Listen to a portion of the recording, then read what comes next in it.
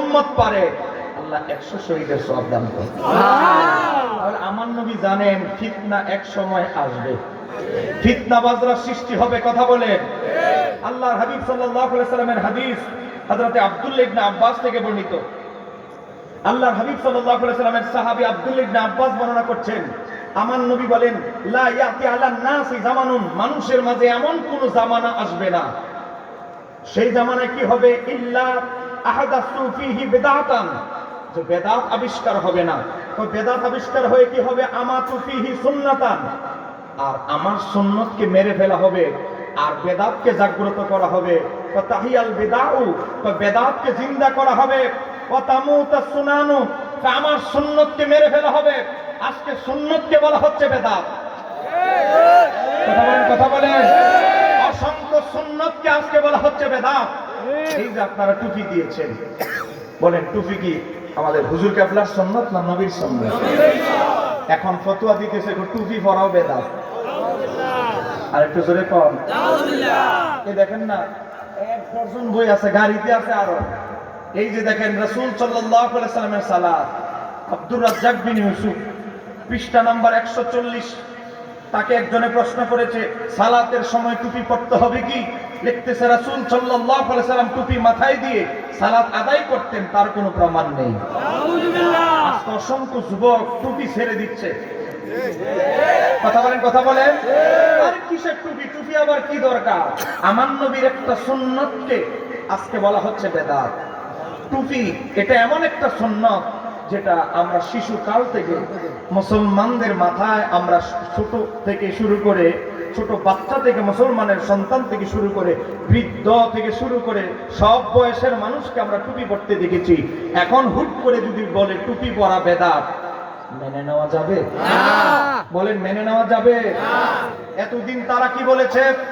এতদিন বলেছে মাজারের দিকে মোনাজাত করা, মাজারে গিয়ে দোয়া করা শিরক।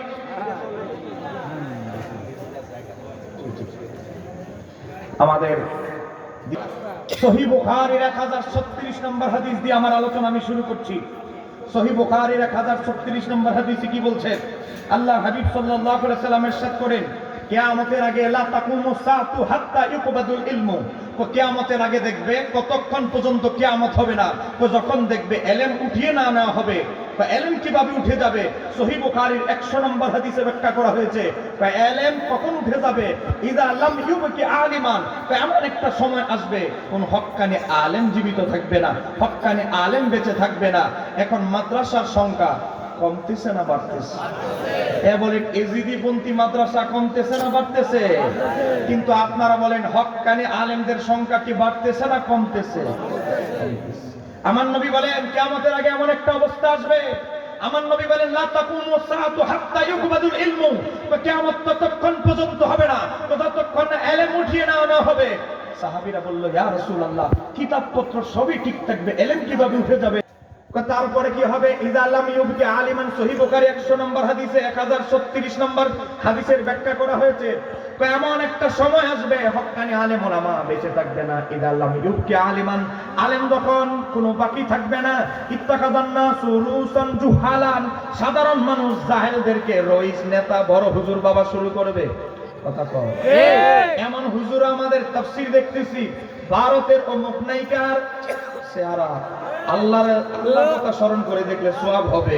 বলেন পরনারীর দিকে তাকালে সওয়াব হবে, এই ওয়াজ করে। কিয়ামতের আর বেশি দিন বাকি আছে? আমার নবী বলেন, এটা বলেন না, আমরা ভাষা কথা বলবো দলিলের সুরে, কথা বলেন না কেন? ঠিক কি? আপনারা কিছুদিন আগে আমার অনলাইনে বাহাস দেখেছেন, এই আহলে হাদিস যত পাগল হয়েছে, আমি কি কোনো পাগলামানি করেছি? বলে উত্তেজিত হয়েছি?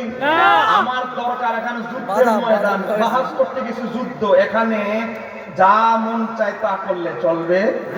সামনে আসতে সব শবে বরাত, বলেন কি বরাত? ফেব্রুয়ারির 3 তারিখ যদি শবে বরাত হয়, ফেব্রুয়ারির 2 তারিখ আহলে হাদিসের সাথে অনলাইনে শবে বরাত নিয়ে একটা আরেকটা বাহাস হতে যাচ্ছে। একটু জোরে বলেন মারহাবা, একটু জোরে বলেন না মারহাবা। আমি যেখানেই বাজানের সাথে দেখা হয় আমি বলি, বাজান আমি যেন সত্য তুলে ধরতে পারি জাতির সামনে, মানুষের সামনে, এই দোয়াটাই বাজান করবেন।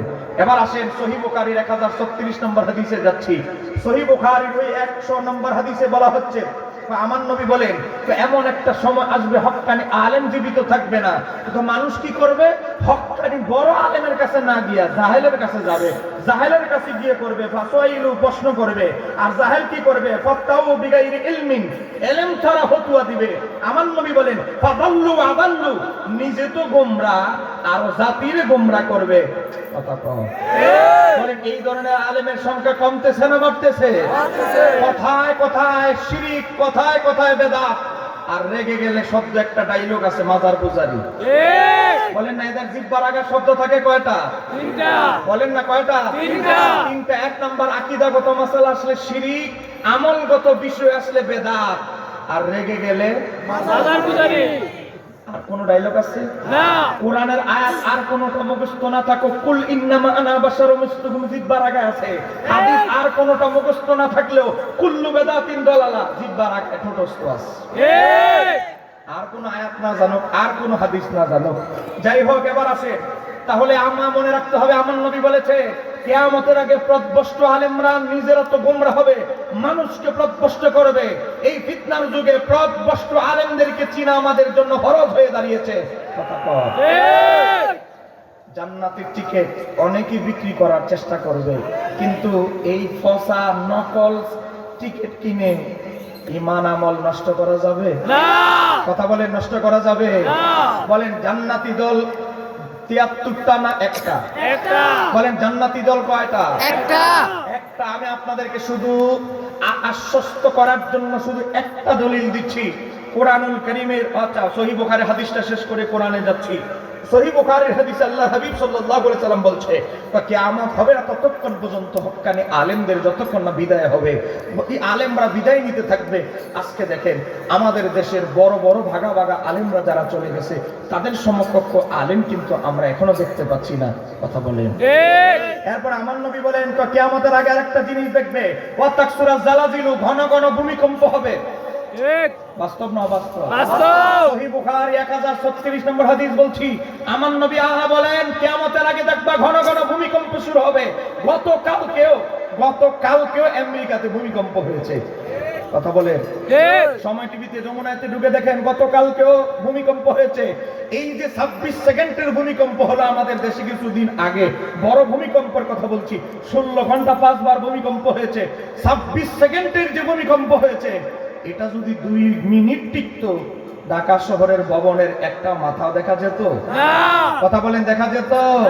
দেখা যেত না। এবার আসেন আমার নবী বলেন কিয়ামতের আগে হবে জামানো, সময় সংকুচিত হয়ে আসবে, মানুষ সময়ের বরকত খুঁজে পাবে না। বলেন মনে হয় 3 দিনে 4 দিনে 1 সপ্তাহ চলে যায়, আমরা সময়ের কোনো বরকত খুঁজে পাচ্ছি না। বাস্তব না অবাস্তব? বাস্তব। মনে হলো আর ওই দিনও না জুমার নামাজ পড়লাম, আবার জুমা এসে গেছে, এত দ্রুত চলে যাচ্ছে। এরপর আমার নবী বলেন কিয়ামতের আগে আরেকটা জিনিস দেখবা, সেটা কি? ওয়া তাজহারাল ফিতানু, চতুর্দিকে ফিতনা ফাসাদে ভরে যাবে। ফিতনা কমতেছে না বাড়তেছে? বাড়তেছে। বলেন না ফিতনা কমতেছে না বাড়তেছে? বাড়তেছে। এক সময় ছিল ওয়াহাবি, তাদের দেখে সৃষ্টি হয়ে গেল আহলে হাদিস। আহলে হাদিসদেরকে দেখে আরেকটা বের হয়ে গেছে, আমরা মাযহাবী হাদিসই মানি না, আমরা হলাম আহলে কোরআন। বলেন না কি কোরআন? আহলে কোরআন। কোরআনের উপর আমার লেখা বই আছে, এই যে দেখেন আহলে কোরআন নিয়ে আমাদের সুন্নিদের আমি প্রথম কলম ধরেছি, কারণ ফিতনা নতুন লিখতে হবে। আমরা ফিতনা ফাসাদের মোকাবেলায় আমাদের সঠিক আকীদা, এখানে একদম সর্বশেষ সাবজেক্টটা হচ্ছে আহলে কোরআন ফিতনা। সেখানে আমি তাদের কুফরি আকীদাগুলো এখানে তুলে ধরেছি। যেই সময় যেই ফিতনা আসবে, আমাদের কর্তব্য হলো সেই ফিতনা সম্পর্কে জাতিকে সজাগ করা। কথা কম। এবার আসেন, এবার আল্লাহর হাবিবের এই হাদিস থেকে বুঝতে পারলাম কিয়ামতের আগে আমার নবী বলেছেন ওয়া তাজহারাল ফিতানু, চতুর্দিকে ফিতনা ফাসাদ বের হবে। আর ফিতনা ফাসাদ বের হওয়ার সময় কি হবে? আমার নবী বলছে তিরমিজি 2641 নম্বর হাদিস, বনি ইসরাইল 72 দলে বিভক্ত হয়েছে, আমার উম্মত 73 দলে বিভক্ত হবে। কুল্লুহুম ফিন্নার, সব দলই যাবে জাহান্নামে, ইল্লা মিল্লাতান ওয়াহিদাতান, তবে কয়টা দল ছাড়া? একটা দল ছাড়া। একটা দল ছাড়া। এই হাদিসের আমরা তো সারা জীবন মিশকাতের এই হাদিস পড়েছি, কি সঠিক দলের আলামত কি? মা আনা আলাইহি ওয়া আসহাবি। কিন্তু হাদিসের কিতাবে এই হাদিসের অন্য এক মতনে হাদিসটি বর্ণিত হয়েছে। আজ থেকে 1000 বছরের আগের হাদিসের ইমাম নাম হচ্ছে ইমাম আবু লাইস সমরকন্দি, 373 হিজরি ইন্তেকাল। তিনি একটি তাফসীর লিখেছেন, তাফসিরে বাহারুল উলুম, যেটাকে বলা হয় তাফসিরে সমরকন্দি। সেখানের মধ্যে এই হাদিসের ব্যাখ্যায় সাহাবীরা যখন জিজ্ঞাসা করলো, ক্বালু ইয়া রাসূলুল্লাহ মা হাযিহিল ওয়াহিদাতু, একমাত্র দলটা কোনটা যেটা জান্নাতি হবে? আমার নবী বললেন ক্বালা, সেই দলের নাম হলো আহলে সুন্নাতি ওয়াল জামাতি। আহলে সুন্নাত ওয়াল জামাত আল্লাযীনা, যেই দল, আল্লাযীনা আনা আলাইহি ওয়া আসহাবি, যেই দলের উপরে আমি নবী এবং আমার সাহাবীরা প্রতিষ্ঠিত থাকবে, সেই দলের নামই হলো আহলে সুন্নাত ওয়াল জামাত। জান্নাতি দল একটাই, আহলে সুন্নাত ওয়াল জামাত। জোরে কর না মারহাবা। আমাদের ভাইরা হাদিস পড়েন, হাদিস পড়তে গেলে আমরা শুধু মা আনা আলাইহি ওয়া আসহাবি বলি। এই হাদিসের মতন যে অন্য রিওয়ায়াতে এসেছে, কয় কি কল আমার নবী বলেছেন সেই দলের নাম আহলে সুন্নাতি ওয়াল জামাতি, আল্লাযীনা আনা আলাইহি ওয়া আসহাবি, এটাও পড়তে হবে। তাফসিরে বাহারুল উলুম 1 নম্বর খণ্ড 456 পৃষ্ঠা, দারু ইহওয়া ওয়া তুরাসুল আরবি, বৈরুত লেবানন। তাহলে এই হাদিস থেকে আমরা বুঝতে পারলাম আমার নবী তার নূরানি জবানে জান্নাতি দল কোনটা, কারা জান্নাতের টিকিট পাবে, জান্নাতি দল কোনটা, সেই দলের নাম আমার নবী বলে গেছেন। সেই দলের নাম আহলে সুন্নাত ওয়াল জামাত। ধরে বলতে হবে আহলে সুন্নাত ওয়াল জামাত। আমাদের আর নতুন দল থেকে টিকিট নেওয়ার দরকার নাই। বলেন ভেজাল টিকিট কিনা ঈমান নষ্ট করার দরকার আছে? রাগ করতেছেন নাকি? আমার ওয়াজগুলো একটু গরম, কিন্তু কথাগুলো হক, দলিল ভিত্তিক কথা হবে।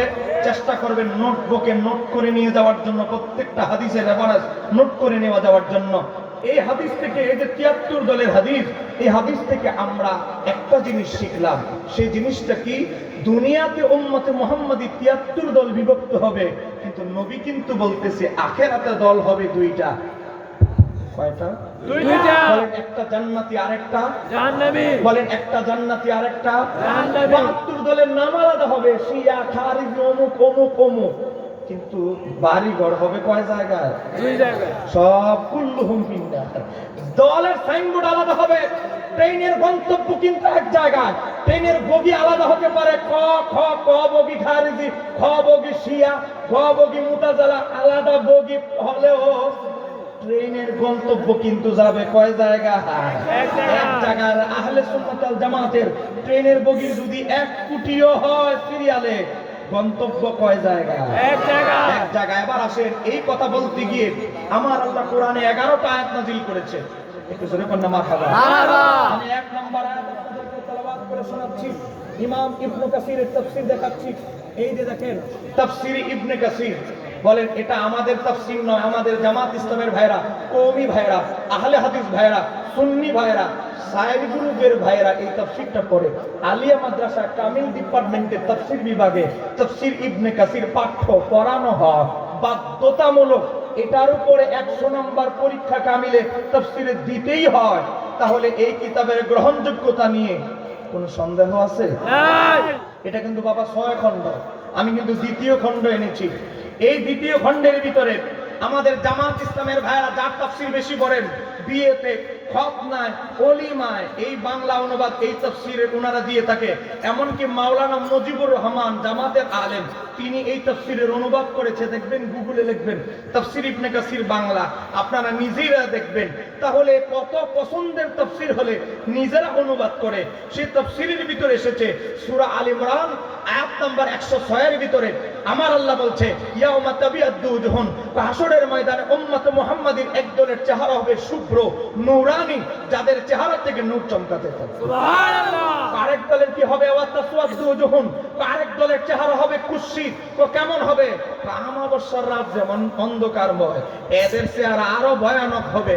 আসলে আমরা বাস্তবতায় দেখি যত গুস্তাখে রাসূল বাতিল মারা যাইতে দেরি, চেহারাটা অন্ধকারময় হতে দেরি নাই। কথা বলেন, কথা বলেন। আমাদের বড় বড় মাশায়েখদের দেখেন 6 মাস, 32 বছর, 70 বছর পরেও কব মাজারের কাজ সংস্করণ করতে গেলে গিয়ে দেখা গিয়েছে কাফনের কাপড়টা পর্যন্ত পরিবর্তন হয়ে গেছে। কথা বলেন। আর ওনাদের হুজুরের লাশ একদিনের বেশি ওনারাই রাখে না, জানে কথা কর। আল্লাহ বলতেছে কিয়ামতের ময়দানে এক দলের চেহারা থেকে নূর চমকাবে, আরেক দলের চেহারা কুৎসিত হবে। তো ইমাম ইবনে কাসির এই তাফসীরটা লিখেছেন 750 বছর আগে। 700 কত? 50। 700 কত? 50। 750 বছর আগে ইমাম ইবনে কাসির এই আয়াতের ব্যাখ্যা করতে গিয়ে ইমাম ইবনে কাসির লিখতেছে কাতাবিয়াদু জুহুন, হাসরের ময়দানে কাদের চেহারা উজ্জ্বল হবে।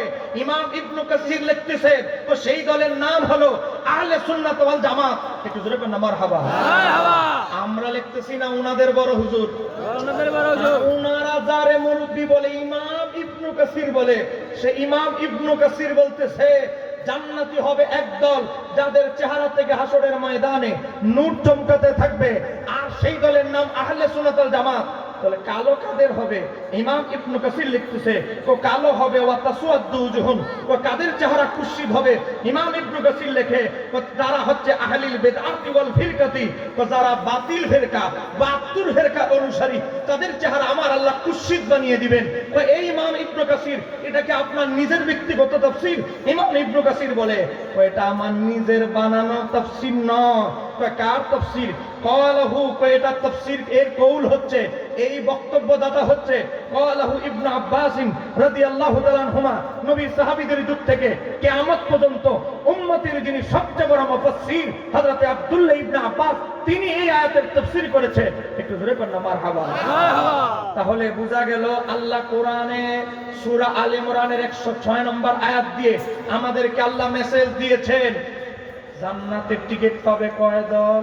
এক দল। জান্নাতে যাবে কয় দল? এক দল। সেই দলের নামটা একটু বলেন তো। আহলে সুন্নাত ওয়াল জামাত। কথা বলেন, আহলে সুন্নাত। ওয়াল জামাত। কোনো সন্দেহ আছে? নাই। সন্দেহ আছে? নাই। আমি আরো দুইটা তাফসীর দেখাচ্ছি, সময় স্বল্পতার কারণে সবগুলো তাফসীর দেখাতে পারবো না। তবে আপনারা বিস্তারিত জানতে চাইলে আমার এই বইটা অনলাইন থেকে নেবেন, ফিতনা ফাসাদের মোকাবেলা আমাদের সঠিক আকীদা। এখানে আমি 47টা তাফসীর তুলে ধরেছি জান্নাতি দল কোনটা। এবার আসেন আমি আপনাদেরকে দ্বিতীয় আরেকটা তাফসীর দেখাচ্ছি। আমাদের ঢাকা শহর সহ বিভিন্ন জায়গায় আমাদের কিছু ভাইরা আছেন যারা নিজেদেরকে নাম রেখেছেন আহলে হাদিস। আমরা কাউকে কোনো ব্যক্তিগত আক্রোশের বশীভূত হয়ে কাউকে কটাক্ষ করা, এটা আমার বাজানের সারা জীবনের অভ্যাস নাই, আমরা সেটা করব না। জাস্ট আমরা দলিলটা প্রেজেন্ট করার জন্য এই কথাগুলো বলছি। আমাদের আহলুল হাদিস ভাইরা একদল লোক আছে, ঠিক। কতক্ষণ আছে না নাই? আছে। মোটামুটি 5 জন দাঁড়ালে প্রথম কথা শেষ। কথা কোন? ঠিক। আবার আমাদেরকে গুতা মারে আমাদের হানাফি মাযহাব নাকি যুক্তির উপরে প্রতিষ্ঠিত। আরে বাবা, হানাফি মাযহাব নামা নাবির নিচে হাত বাঁধে কোরআন থেকে দলিল নিয়ে। দলিল কোথায়? সূরা বাকারা আয়াত নাম্বার 238 আল্লাহ কোরআনে বলছে ওয়াকুমু লিল্লাহি কানিতিন, নামাজে আমার বান্দারা ওয়াকুমু দাঁড়াও, হ্যাঁ আমার বান্দারা নামাজে দাঁড়াও, লিল্লাহি কানিতিন বিনয়বত আদবের সাথে, বিনয়ের সাথে। আমরা এজন্য ইমাম আবু হানিফা বলে একজন মুসলমান ডান হাতকে বাম হাতের কবজির উপরে রেখে নাভির নিচে হাত বেঁধে মাথাটা সিজদার দিকে তাকায় নিচু করে গোলামের মতো আল্লাহর সামনে দাঁড়াবে, এর চেয়ে বড় বিনয় ভদ্রতা আর কিছুতেই হতে পারে না। আর আমার ভাইয়েরা এমন ভাবে দাঁড়ায় আরেকজনের ভাইয়ের মেয়েকে সিফা দিয়া, মনে হয় যেমন লাল দিঘি বছর একবার খেলার আয়োজন হয়, লাল দিঘির খেলায় প্রতিযোগিতা নামবে। কথা কম। অথচ দেখেন 10 লক্ষ হাদিসের হাফেজ ইমাম আহমদ বলেছে এভাবে বুকের উপরে হাত বাঁধা মাকরু। কে লিখেছে? আহলে হাদিসদের বড় আলেম ইবনুল কাইয়্যিম জাওজি ইলমুল মুহাক্কিকিন কিতাবের ভিতরে লিখেছে। এমনকি ডক্টর আব্দুল্লাহ জাহাঙ্গীর ওনাদের শ্রদ্ধাভাজন আলেম নামাজে হাত বাঁধার পদ্ধতির উপরে বই লিখেছে, তিনি উল্লেখ করেছে ইমাম আহমদ বলেছে বুকে হাত বাঁধা মহিলাদের মতো এটা মাকরু। কিন্তু আমাদের ভাইয়েরা যদি নিজেদের হুজুরদের কিতাবগুলো একটু ভালো করে পড়তেন, এত বেরাজালে মুসলমান পড়ে না। কথা কম। আবার আসেন, আমি আহলে হাদিস ভাইদের একজন ইমাম আছে, তার নাম হলো ইবনে তাইমিয়া, যার নামের আগে বলা হয় শাইখুল ইসলাম ইমাম ইবনে তাইমিয়া। আমার ভাইয়েরা বলে এই ইবনে তাইমিয়া 37 খণ্ডে একটা ফতোয়ার কিতাব লিখেছে, নাম হচ্ছে মাজমাউল ফাতাওয়া। এই মাজমাউল ফাতোয়া কিতাবের ভিতরে ইবনে তাইমিয়া 22 নম্বর খণ্ড 251 পৃষ্ঠার ভিতরে লিখতেছে, আমার আহলুল হাদিস ভাইরা আমি যদি ভুল তথ্য দিয়ে যাই, আরবি আবারত বলছি, মাকতাবায়ে শামেলা সার্চ দিয়ে দেখে নেন আমার তথ্য ভুল না মিথ্যা। ইবনে তাইমিয়া লিখতেছে, ওয়ালা ইবনে আব্বাস রাদিয়াল্লাহু তাআলা আনহুমা তাবিয়াতু যুহুন, হাসরের ময়দানে যাদের চেহারা থেকে নূর চমকাবে সেই দলের নাম কি? ইবনে তাইমিয়া লিখতেছে সেই দলের নাম আহলে সুন্নাত ওয়াল জামাত। আল্লাহ মারহাবা, মারহাবা। বলেন না সেই দলের নাম আহলে সুন্নাত ওয়াল জামাত। আবার ইবনে তাইমিয়া লিখতেছে আরো মজার ঘটনা কি, কাদের চেহারা কুৎসিত হবে? ইবনে তাইমিয়া লেখে ওয়া তাসওয়াদু যুহুন, কাদের চেহারা কুৎসিত হবে জানো? ওয়া আহলুল বিদআতি ওয়াল ফিরকাতি, যারা 72 ফিরকা তাদের চেহারা আল্লাহ কুৎসিত বানিয়ে দিবে। তাহলে ইবনে তাইমিয়া তাফসীর থেকে ফতোয়া থেকে জানতে পারলাম জান্নাতি হবে কয় দল? একদল। জোরে বলেন একদল। তাই অতএব এই ফিতনার বেড়া জালে আর আমাদের জান্নাতের টিকিট অন্যজন থেকে নেওয়ার দরকার আছে? না কথা কন। না। আজকে অবস্থা এমন হয়েছে, আল্লাহর হাবিবের শানে, আল্লাহর হাবিবের বিবিদের শানে বেয়াদবি হচ্ছে। কথা বলেন। ঠিক। আমরা যখন চ্যালেঞ্জ দেই আমাদেরকে বলে আমরা নাকি ভাইরাল হতে চাই, বলে কি বলে না? বলে। কিছুদিন আগে এক বক্তা বলেছিল নবী শব্দের অর্থ সাংবাদিক। জোরে কোন নাউজুবিল্লাহ। নাউজুবিল্লাহ। সাংবাদিক তো আপনারা চিনেন, রাস্তাঘাট থেকে টোকায়া খুঁজে অনুসন্ধান করে একটা সংবাদ বানায়, তারপরে মিডিয়াতে জমা করে, মিডিয়া পাবলিশ করে, তাকেই বলি আমরা কি? সাংবাদিক। বলে না তাকে কি বলি? সাংবাদিক। রাগ করতেছেন নাকি আমার সাথে? না। আমার হুজুরের আশেকদের তো প্রেমে ইশকে মহব্বতে ভরপুর, একটু আওয়াজটা দিল খুলে আওয়াজ দিবেন। আজকে সাংবাদিকরা নিজের বানানো সংবাদ পরিবেশন করে, বলেন আমার নবী কি নিজের বানানো কোনো কথা বলতেন? আমার নবী কোনো বানানো কোনো কথা বলেছেন? আমাদের অবস্থাটা এমন হয়েছে, আগের যুগে 20-25 বছর আগে গ্রামগঞ্জে হাতুড়ে ডাক্তার পাওয়া যেত। বলে না কি ডাক্তার? হাতুড়ে ডাক্তার। হাতুড়ে ডাক্তার, বুঝেন না? একজনের সাথে 3 মাস ছিল, 3 মাস থাইকে হ্যাঁ মনে করছে মোটামুটি শিক্ষা লেছি, রুজি রোজগার করতে পারবো। গ্রামে এসে পন্ডিত ডাক্তারি শুরু করে দিয়েছে। এখন ডাক্তারি শুরু করতেছে, কঠিন কঠিন রোগী আসলে সূচিপত্র দিকে রোগের নাম বের করে বই খুলে, তোমার মার যা সমস্যা তা থেকে বোঝা যায় তোমার মাকে এত বড় সিরিজ দিয়ে এত ওষুধ পোস্ট করতে হবে। বেচারা বলে, ডাক্তার সাহেব এত বড় ইনজেকশন, গরুর ইনজেকশন আমার মারে দিলে তো আমার মা ব্যথার সাথে সাথে ব্যথায় মারা যাবে। ইহাই চিকিৎসা শাস্ত্রের কিতাবে লিপিবদ্ধ আছে। এক বেচারা ইন্টারে পড়ে ছেলে, সে বলে কি বলেন আপনি? হ্যাঁ, আজগবি চিকিৎসা আপনি দিতেছেন, দেখি আপনার বইটা। হাতুড়ে ডাক্তার 371 পৃষ্ঠা পড়ছে, ছেলে কলেজের 372 পৃষ্ঠায় গিয়ে দেখে সব কিছুই ঠিকঠাক আছে, কিন্তু এখানে লেখা আছে এই ওষুধপত্র রোগ এবং এই ওষুধ প্রয়োগ হবে, প্রযোজ্য হবে যদি রোগী গরু হয়। বলেন যদি রোগী কি হয়? গরু হয়। ওই গরুর ওষুধ, রোগ তো একটাই, মানুষের জন্য একটা, গরুর জন্য একটা। গরুর ওষুধ মানুষকে দিতেছে, কারণ এত হাতুড়ে ডাক্তার, আদা ডাক্তার। কথা কম। আমাদের কিছু ভাইদের অবস্থা হয়েছে কি জানেন?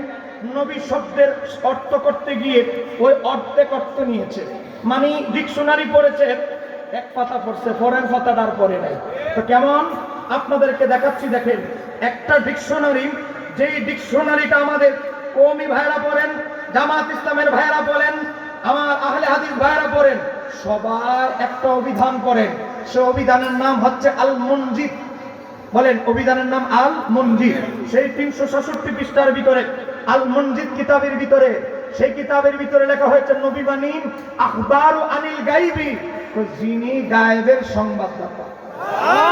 বলেন নবী মানে কিসের সংবাদদাতা? গায়েবের সংবাদদাতা। আমরা বলতেছি না ভাই অভিধান তো প্রত্যেকের ঘরে আছে, এখন তো কিতাব কিনতে আপনি যদি যাচাই করতে চান টাকার দরকার নাই, মোবাইলে এমবি আছে, লিখবেন আল মুনজিদ পিডিএফ, মোবাইলে চলে আসবে, সেখানে ঢুকেন, গিয়ে দেখেন লেখা হয়েছে আখবারু আনিল গায়বি, নবী মানি যারা গায়েবের সংবাদদাতা। তারপরে বলছে আবিল মুস্তাকবালিল বিল হামিন মিনাল্লাহ, আল্লাহ প্রদত্ত ইলহামের মাধ্যমে যারা সংবাদ জাতির জানায় তাদেরকে বলা হয় নবী। আর মানুষের বানানো, নিজের বানানো সংবাদ, সাংবাদিকের বানানো সংবাদ প্রচার করে, এটাকে নাকি বলা হয় নবী। একটু জোরে কন্যা না হুজুবিল্লাহ। আপনারা বলেন কোন সাংবাদিকের ক্ষমতা আছে অদৃশ্যের গায়েবের সংবাদ দেওয়ার ক্ষমতা আছে? কথা বলেন আল্লাহ প্রদত্ত ইলহামের মাধ্যমে সংবাদ দেওয়ার ক্ষমতা কোন সাংবাদিকের বাবার ক্ষমতা আছে? আজকে টেনে হেসরে কোন নবী অব্দের অর্থ সংবাদদাতা, সে অর্থে নবীও সাংবাদিক ছিলেন। আচ্ছা, এবার আমি আপনাদেরকে আরেকটা ডিকশনারি দেখাচ্ছি, দেখেন আরেকটা কিতাব দেখাচ্ছি। এই কিতাবটির নাম হচ্ছে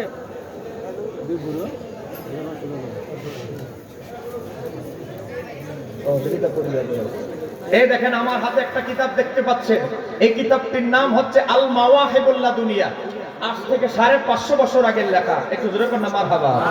ইমাম জালালউদ্দিন সুয়ুতির ক্লাসমেট। ইমাম সুয়ুতি মারা গেছেন 911, উনি মারা গেছেন 923 হিজরিতে। এক উস্তাদের দুই ছাত্র, সেই ইমাম কাস্তালানি আল মাওয়াহিবুল্লাহ দুনিয়া প্রথম খণ্ড 468 পৃষ্ঠার ভিতরে লেখে নবী কাকে বলে। নবী মানে মাকুদাতুল মিনান নাবা, নাবা শব্দ থেকে নির্গত, ও হুয়াল খাবারু, এর অর্থ হচ্ছে সংবাদদাতা। আমার ভাই সাহেবেরা এই দুটোই পড়ছে, এতটুকুই পড়ছে, পরের লাইনটা কি বুঝবে এতটুকু আর যায় নাই। ইমাম কাস্তালানি বলে কিসের সংবাদদাতা? ইমাম কাস্তালানি বলে এর ব্যাখ্যা হচ্ছে আন্নাল্লাহ, নিশ্চয় আল্লাহ, আতালাহু আলা গায়বিহি, নবীদের কাছে আল্লাহ গায়েবের সংবাদ প্রকাশ করেন। ওয়া আলামুহু আন্নাহু নাবিয়্যুহু, নবীরা গায়েবের সংবাদ সম্পর্কে অবগত। ফায়াকুনু নবিয়ান, এই কারণেই তাদেরকে নবী বলা হয়। একটু জোরে করুন না মারহাবা। মারহাবা। মাইক দিয়েও তো আমরা কয়েকদিন পর পর শুনি একটি শোক সংবাদ, বলে কি বলে না? সেও তো একটা সংবাদ দেয়। এখন তারে কি নবী বললে ঈমান থাকবে? না। আজকে দেখেন কিভাবে খতমে নবুয়তকে কৌশলে ইনকার করা হচ্ছে, আমার নবীর শান ও আজমতে আজকে বেয়াদবি করা হচ্ছে। আমরা যখন মূল কিতাব থেকে অরিজিনাল কথা তুলে ধরি, বলে আমরা ফিতনাবাদ। ফিতনাবাদ আমরা নই, তোমরা আমার নবীকে সাংবাদিকের সাথে তুলনা করে ফিতনা তোমরা সৃষ্টি করছো। কথা কান্না কেন ঠিক কিনা? রাগ করতেছেন আমার কথা? আমি আরো 4-5টা পয়েন্টে ঢুকবো, আমি 2য় নাম্বার পয়েন্টে আছি। এবার আসেন আরেকটা অভিধান আপনাদেরকে দেখাচ্ছি। অভিধান নয়, পরিভাষার আলোচনা। কিতাবে লেখা হয়েছে আজ থেকে 950 বছর আগে। 900 কত? 50। এ বাবা একটু বলেন না, 900 কত? 50। 950 বছর আগের কিতাব। বাংলাদেশে ব্যাপক হারে ইসলাম আসার 250 বছর আগের কিতাব। ইমাম কাজী আয়াদের লেখা আশ-শিফা, যাকে বলা হয় শিফা শরীফ। ইমাম কাজী আয়াদ শিফা শরীফের প্রথম খণ্ড 487 পৃষ্ঠার ভিতরে লিখতেছে নবী মানে কি মাকুদাতুল মিনান নাবা, নাবা শব্দের থেকে নির্গত, ওয়া হুয়াল খাবার, এর অর্থ হচ্ছে সংবাদ। তো কিসের সংবাদ? ওয়াল মানা, এর মর্মান্ত হচ্ছে আন্নাল্লাহ তাআলা, নিশ্চয় আল্লাহ তাআলা, আতালাহু আলা গায়বিহি, নবীদের কাছে অদৃশ্যের সংবাদ প্রকাশ করেন। আর নবীরা সে অদৃশ্যের গায়েবের সংবাদ জাতিকে জানান, এই কারণে তাদের নাম রাখা হয়েছে নবী। জোরে কোন না মারহাবা।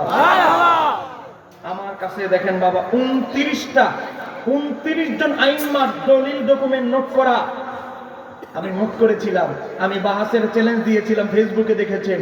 নবী শব্দের অর্থ সাংবাদিক নয়, নবী শব্দের অর্থ অদৃশ্যের সংবাদদাতা। নবীকে সাংবাদিক অর্থে ব্যবহার করে ওই বক্তা কুফরি করেছে। আমি কুফরি প্রমাণ করব। কোন ওই বক্তা তো জীবনে কোনোদিন বাহাসের নামও জানে না, বাহাস করতে গেলে শর্ত কয়টা তাও জানে না। তার পক্ষ থেকে যদি কোনো মৌলবী সব বসতে চায়, তাকেও চ্যালেঞ্জ।